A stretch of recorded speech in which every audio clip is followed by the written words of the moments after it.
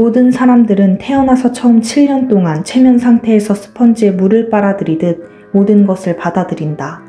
7세 이하 아이들의 뇌는 진동 주파수가 낮다.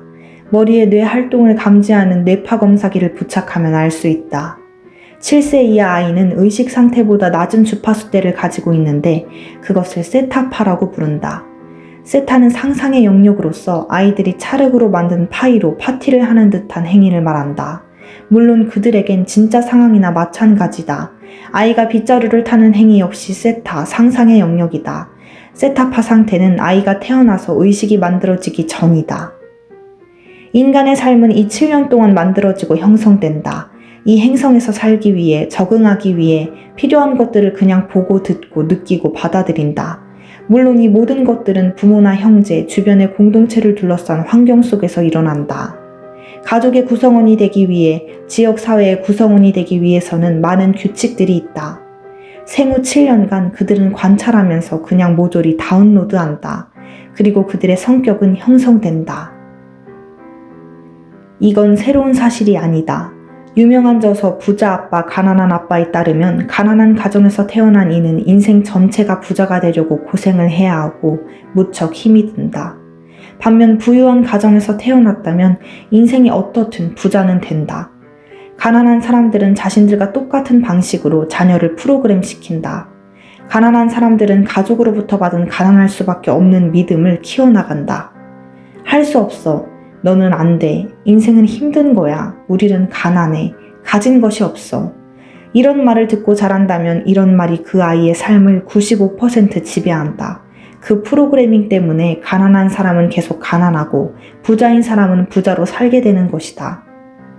우리가 알아야 할 사실이 있는데 우리 인생의 95%는 잠재의식의 프로그램에서 나오게 되고 매일매일 삶의 5%만이 의식에서 나오고 사용한다. 그 5%가 창의성을 말한다. 생후 7년 동안 부모나 주변 환경으로부터 받았던 것의 95%가 그 아이의 인생이 되어 흘러간다. 당신이 뭔가를 좋아하고 이루는데 아무 어려움 없이 해낸다면 그것을 지원하는 프로그램을 가지고 있기 때문이다.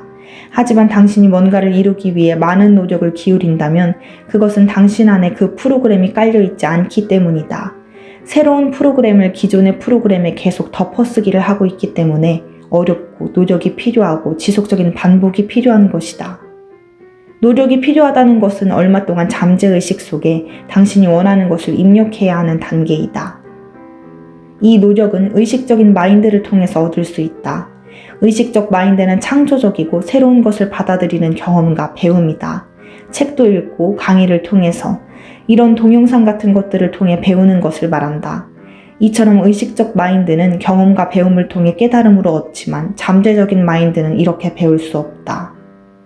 잠재적인 마인드는 그동안 다운로드된 것을 쉽게 놓지 않으려 하기 때문에 반복과 연습을 통해서만 바꿀 수 있다. 의식적인 마인드는 깨달음으로 얻는 반면 잠재적인 마인드는 단순한 반복과 연습으로 얻어지기 때문이다. 모두 알고 있듯 하나의 외국어 단어나 문장을 외울 경우 반복하면 잠재의식은 받아들이고 기억을 하게 된다. 운전하는 기술도 마찬가지다. 반복적으로 연습을 하면 결국 잠재의식이 받아들이고 아무 생각 없이 운전을 하게 된다. 그래서 어떤 사실적인 것이나 기술들은 반복적으로 익히면 결국 받아들이게 된다. 문제는 새로운 것을 받아들이고 반복하는 것을 좋아하지 않는다는 것이다. 그렇다면 행복이나 기쁨 같은 감정적인 것들은 어떻게 잠재의식에 입력시킬 수 있을까? 우리가 매일매일 행복만 느끼면 우리는 항상 행복할 것이다. 그러나 매 순간마다 행복하다고 느낄 수 없으며 웃을 일도 그리 많지 않다. 그래서 자신의 인생에서 행복을 많이 맛본 사람은 행복하게 살 확률이 더 높고 불행하다고 느끼는 사람일수록 더 그렇게 되기가 쉽다. 그러면 불행을 이미 많이 경험한 인생의 잠재의식을 바꾸는 방법은 없을까? 여기에서 우리는 잠재의식을 바꾸기 위해 체면을 이용할 수 있는데 당신의 뇌를 속여라라는 말을 들어본 적이 있을 것이다. 실제로 현재 당신의 감정과는 상관없이 당신이 원하는 것을 생각 속에서 혹은 행동 속에서 반복하면 된다. 당신이 행복한 사람이 아닌데 행복해지고 싶다면 난 행복하다를 온종일 반복하면 된다. 웃을 만한 상황이 아닌데도 일부러 미소 짓거나 박수 치면서 웃어보자. 이를 반복적으로 누구에게 해야 할까? 자기 자신, 잠재의식에게 말을 하는 것이다. 최면을 걸듯 반복적으로 자신에게 말하고 행동하고 그 상태로 느끼려고 하면 결국 당신의 뇌는 행복하다고 받아들이며 행복을 느끼는 호르몬을 발산해준다. 그리고 당신은 정말 행복해진다. 그래서 사랑에 빠진 사람은 주위에 있는 사람들에게 더 친절하고 덜 불만을 표한다. 잠재의식에는 이미 행복의 감정이 자리 잡고 있으며 행복 호르몬이 계속 뿜어져 나오기 때문이다. 그래서 긍정 암시문이나 감사의 일기나 기도문을 쓰는 것이다. 그것도 매일 반복적으로 하는 이유가 바로 그런 이유에서다. 자신이 원하는 것을 매일 잠재의식에 입력시키면 나중에는 그것이 흘러나와 스스로가 조금씩 변하는 것을 경험할 것이다. 반복이 중요하고 그 반복이 습관으로 굳어지면 바로 내가 원하는 삶을 살 수 있다. 눈뜨는 인생의 한마디입니다. 지금 바로 써먹는 심리학에 담겨져 있는 한 예화를 통해 배우기 바랍니다. 6.25 전쟁이 끝난 후 포로 중에 20명이 넘는 미군들이 북한에 남겠다는 결정을 내렸고 고향으로 돌아온 이들마저 공산주의를 찬양하는 납득하기 힘든 모습을 보였습니다. 이 계책은 최면과 반복을 교모하게 활용해 포로들의 믿음을 바꿔놓은 데 있었습니다. 미군 포로의 수용소에는 들어가는 바로 그 순간부터 몇 주 동안 공산체제의 미덕에 대한 긴 강의에 참석하고 작은 그룹으로 나누어 토론을 하도록 한 것이죠. 당원들은 모든 그룹이 올바른 결론에 도달하도록 돕는 역할을 맡았습니다. 공산주의에 대한 반감을 드러내면 구성원 모두가 다시 한번 똑같은 강의를 듣고 토론해야 했고 공산주의를 찬양하는 짧은 문장을 지어야 했습니다. 쓰기 숙제를 하면 비누나 담배 같은 귀한 생필품을 곧바로 지급했기 때문에 그들의 대부분은 이를 받아들였습니다.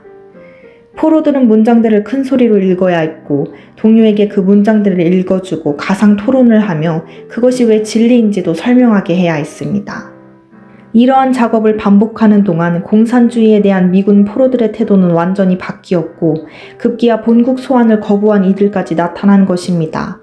고문이나 세뇌에 의존할 필요도 없이 포로들 스스로가 공산주의를 지지하는 연설을 반복적으로 토론하고 낭독함으로써 공산주의가 옳다고 느끼게 한 것이죠. 나치는 매일 하이 히틀러를 외치게 했고 국가는 매일 애국심을 위해 애국가를 부르게 했습니다. 왜 그랬을까요? 반대로 이를 긍정적으로 적용해보면 아침마다 하는 기도와 명상이 당신의 인생을 변화시킬 수 있다는 근거가 됩니다. 행복하고 싶은가요? 매일 행복하다 감사합니다를 외치세요. 그러면 행복한 인생이 됩니다. 감사합니다.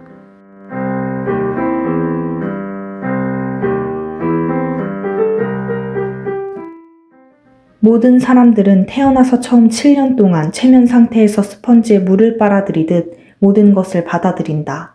7세 이하 아이들의 뇌는 진동 주파수가 낮다.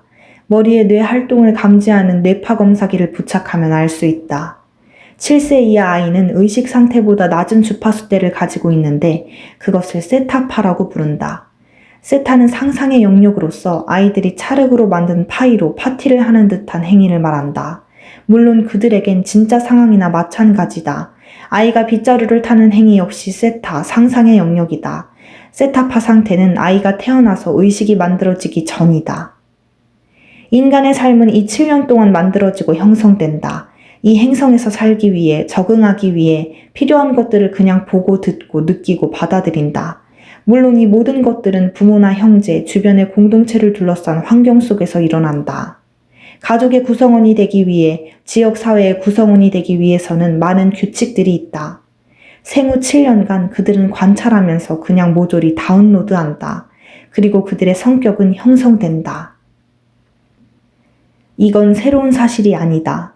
유명한 저서 부자 아빠, 가난한 아빠에 따르면 가난한 가정에서 태어난 이는 인생 전체가 부자가 되려고 고생을 해야 하고 무척 힘이 든다. 반면 부유한 가정에서 태어났다면 인생이 어떻든 부자는 된다. 가난한 사람들은 자신들과 똑같은 방식으로 자녀를 프로그램시킨다. 가난한 사람들은 가족으로부터 받은 가난할 수밖에 없는 믿음을 키워나간다. 할 수 없어. 너는 안 돼. 인생은 힘든 거야. 우리는 가난해. 가진 것이 없어. 이런 말을 듣고 자란다면 이런 말이 그 아이의 삶을 95% 지배한다. 그 프로그래밍 때문에 가난한 사람은 계속 가난하고 부자인 사람은 부자로 살게 되는 것이다. 우리가 알아야 할 사실이 있는데 우리 인생의 95%는 잠재의식의 프로그램에서 나오게 되고 매일매일 삶의 5%만이 의식에서 나오고 사용한다. 그 5%가 창의성을 말한다. 생후 7년 동안 부모나 주변 환경으로부터 받았던 것의 95%가 그 아이의 인생이 되어 흘러간다. 당신이 뭔가를 좋아하고 이루는데 아무 어려움 없이 해낸다면 그것을 지원하는 프로그램을 가지고 있기 때문이다. 하지만 당신이 뭔가를 이루기 위해 많은 노력을 기울인다면 그것은 당신 안에 그 프로그램이 깔려있지 않기 때문이다. 새로운 프로그램을 기존의 프로그램에 계속 덮어쓰기를 하고 있기 때문에 어렵고 노력이 필요하고 지속적인 반복이 필요한 것이다. 노력이 필요하다는 것은 얼마 동안 잠재의식 속에 당신이 원하는 것을 입력해야 하는 단계이다. 이 노력은 의식적인 마인드를 통해서 얻을 수 있다. 의식적 마인드는 창조적이고 새로운 것을 받아들이는 경험과 배움이다. 책도 읽고 강의를 통해서 이런 동영상 같은 것들을 통해 배우는 것을 말한다. 이처럼 의식적 마인드는 경험과 배움을 통해 깨달음으로 얻지만 잠재적인 마인드는 이렇게 배울 수 없다. 잠재적인 마인드는 그동안 다운로드된 것을 쉽게 놓지 않으려 하기 때문에 반복과 연습을 통해서만 바꿀 수 있다. 의식적인 마인드는 깨달음으로 얻는 반면 잠재적인 마인드는 단순한 반복과 연습으로 얻어지기 때문이다. 모두 알고 있듯 하나의 외국어 단어나 문장을 외울 경우 반복하면 잠재의식은 받아들이고 기억을 하게 된다. 운전하는 기술도 마찬가지다. 반복적으로 연습을 하면 결국 잠재의식이 받아들이고 아무 생각 없이 운전을 하게 된다. 그래서 어떤 사실적인 것이나 기술들은 반복적으로 익히면 결국 받아들이게 된다. 문제는 새로운 것을 받아들이고 반복하는 것을 좋아하지 않는다는 것이다. 그렇다면 행복이나 기쁨 같은 감정적인 것들은 어떻게 잠재의식에 입력시킬 수 있을까? 우리가 매일매일 행복만 느끼면 우리는 항상 행복할 것이다. 그러나 매 순간마다 행복하다고 느낄 수 없으며 웃을 일도 그리 많지 않다. 그래서 자신의 인생에서 행복을 많이 맛본 사람은 행복하게 살 확률이 더 높고 불행하다고 느끼는 사람일수록 더 그렇게 되기가 쉽다. 그러면 불행을 이미 많이 경험한 인생의 잠재의식을 바꾸는 방법은 없을까? 여기에서 우리는 잠재의식을 바꾸기 위해 체면을 이용할 수 있는데 당신의 뇌를 속여라라는 말을 들어본 적이 있을 것이다. 실제로 현재 당신의 감정과는 상관없이 당신이 원하는 것을 생각 속에서 혹은 행동 속에서 반복하면 된다. 당신이 행복한 사람이 아닌데 행복해지고 싶다면 난 행복하다를 온종일 반복하면 된다. 웃을 만한 상황이 아닌데도 일부러 미소 짓거나 박수 치면서 웃어보자. 이를 반복적으로 누구에게 해야 할까? 자기 자신, 잠재의식에게 말을 하는 것이다. 최면을 걸듯 반복적으로 자신에게 말하고 행동하고 그 상태로 느끼려고 하면 결국 당신의 뇌는 행복하다고 받아들이며 행복을 느끼는 호르몬을 발산해준다. 그리고 당신은 정말 행복해진다. 그래서 사랑에 빠진 사람은 주위에 있는 사람들에게 더 친절하고 덜 불만을 표한다. 잠재의식에는 이미 행복의 감정이 자리 잡고 있으며 행복 호르몬이 계속 뿜어져 나오기 때문이다. 그래서 긍정 암시문이나 감사의 일기나 기도문을 쓰는 것이다. 그것도 매일 반복적으로 하는 이유가 바로 그런 이유에서다. 자신이 원하는 것을 매일 잠재의식에 입력시키면 나중에는 그것이 흘러나와 스스로가 조금씩 변하는 것을 경험할 것이다. 반복이 중요하고 그 반복이 습관으로 굳어지면 바로 내가 원하는 삶을 살 수 있다. 눈뜨는 인생의 한마디입니다. 지금 바로 써먹는 심리학에 담겨져 있는 한 예화를 통해 배우기 바랍니다. 6.25 전쟁이 끝난 후 포로 중에 20명이 넘는 미군들이 북한에 남겠다는 결정을 내렸고 고향으로 돌아온 이들마저 공산주의를 찬양하는 납득하기 힘든 모습을 보였습니다. 이 계책은 체면과 반복을 교모하게 활용해 포로들의 믿음을 바꿔놓은 데 있었습니다. 미군 포로의 수용소에는 들어가는 바로 그 순간부터 몇 주 동안 공산체제의 미덕에 대한 긴 강의에 참석하고 작은 그룹으로 나누어 토론을 하도록 한 것이죠.